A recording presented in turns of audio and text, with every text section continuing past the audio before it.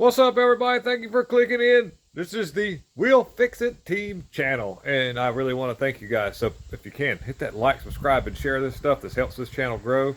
And I have on the lift here a 1976 Ford Thunderbird. And the reason why I'm doing this video is because I was like, wow, the similarities from 1976 that carried all the way over till the 80s, the late 90s, and to where they fizzled out the Thunderbird. I would like to show you. It's a nice car, got a 460 motor in it, but let me show you some of the similarities from way back when till now. Here we go. You ready?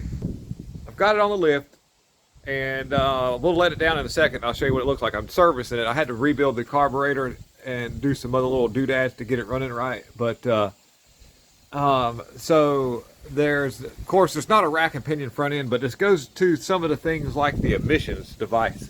Scott, look at this still got the original catalytic converters on it, and neat how they actually mount right off of the manifold almost, kind of like they did in the later model Thunderbirds. And we're running a C6 automatic transmission, of course. A little bit later they would have had an AOD, and then went to the AOD, I think. I don't think that was it after that. The A4LD later. But anyhow, we've got mounted on catalytic converters. It's rear wheel driven. The much like the later model Thunderbirds did in Mercury Cougars, two pipes coming down, factory H pipe.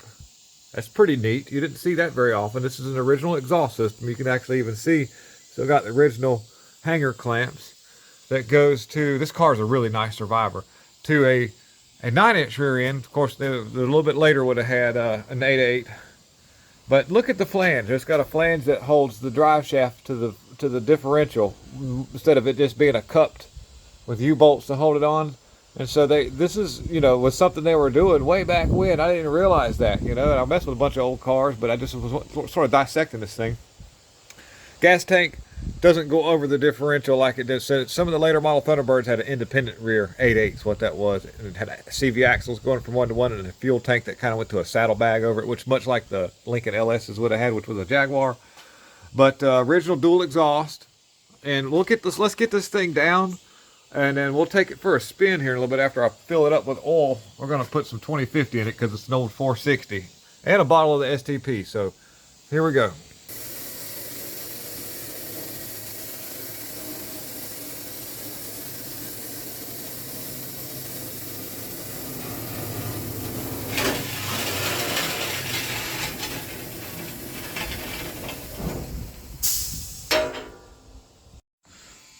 Watch this.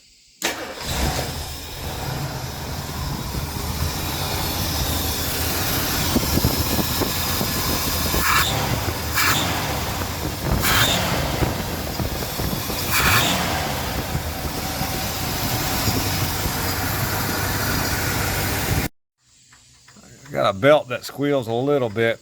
Possibly this one right here. I need to tighten that up. I tightened the alternator belt. That could use a little bit of snuggage. You heard it when I revved so fast, the fan couldn't even keep up with it. So just letting this STP work its way down in there. There's some good stuff. If you change oil in an old vehicle and use STP, before you put it in there, fill the oil. Dump a bottle of that in there with it. Run it for a little bit. Let it get mixed in really good. Then feel what the oil feels like after using this stuff right here.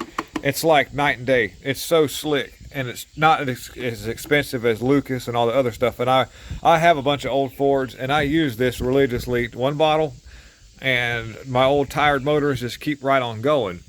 So we'll button everything up. We've got to put the air filter on it. I'm going to check the transmission fluid, the power steering fluid, tighten that belt. Then we'll take this thing up the road, and we'll just take it for a nice little stroll and see what I'm going to check the brake fluid to. And we're going to see what happens.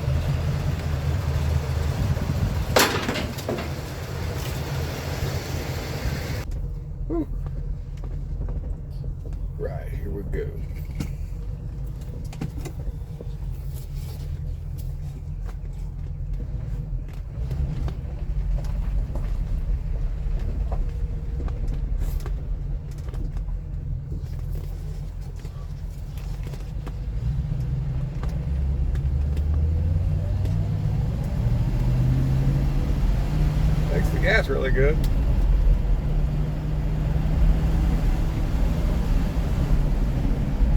Yeah. Ease up to 55 really quickly. I wasn't really getting on it that much.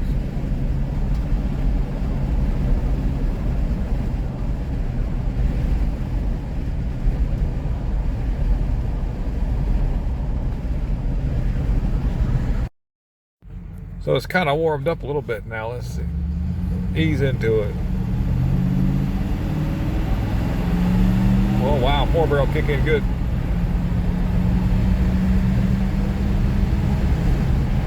That's 60, and I was just rolling the throttle. I wasn't actually hammering it. Just a slight throttle roll. We hit 60 that quick in this big old boat. It's pretty nice. Nice job, man. Thank you. That's pretty cool. All right, so I'm not gonna hammer the throttle because I don't want to break any of the motor mounts or anything, but we're just gonna do an easy throttle roll and see it go to 60. Full throttle.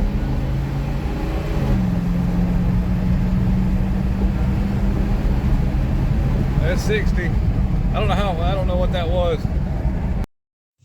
So what we've got here is a Survivor 76 Thunderbird. The man who bought this car is it's going to be painted and all the body work's going to be done, but he wanted to get it running right first. So it'll get a new top. You can see these are vinyl tops, and this was notorious for these things. This car got left outside by somebody, so he salvaged this thing. And it's a really nice Survivor, clean vehicle. Like I say, the interior is this is the original 1976 interior. Nothing's been done to it. The big massive gauge clusters. A little different from what you would have seen in the 80s and 90s, but still. As you can see, it's got a real nice, relatively large back seat for a two-door car. That was real handy for these cars back then, if you know what I mean. Brown chicken, brown cow.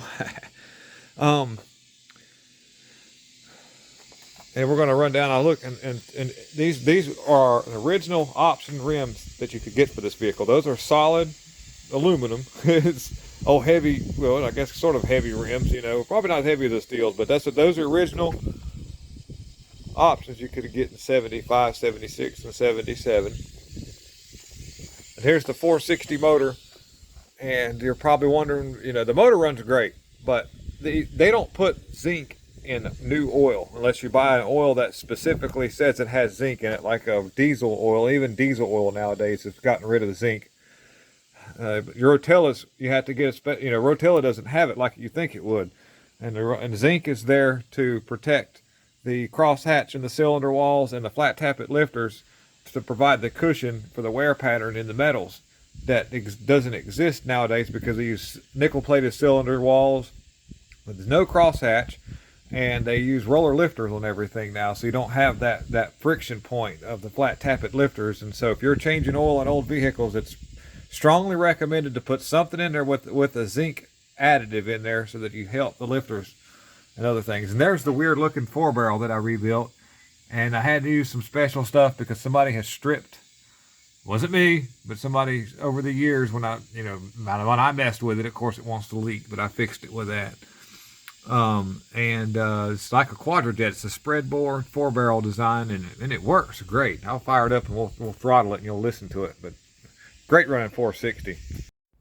All right, guys, that pretty much wraps up the old T-Bird edition 1976 rare model, because you don't see these things anymore.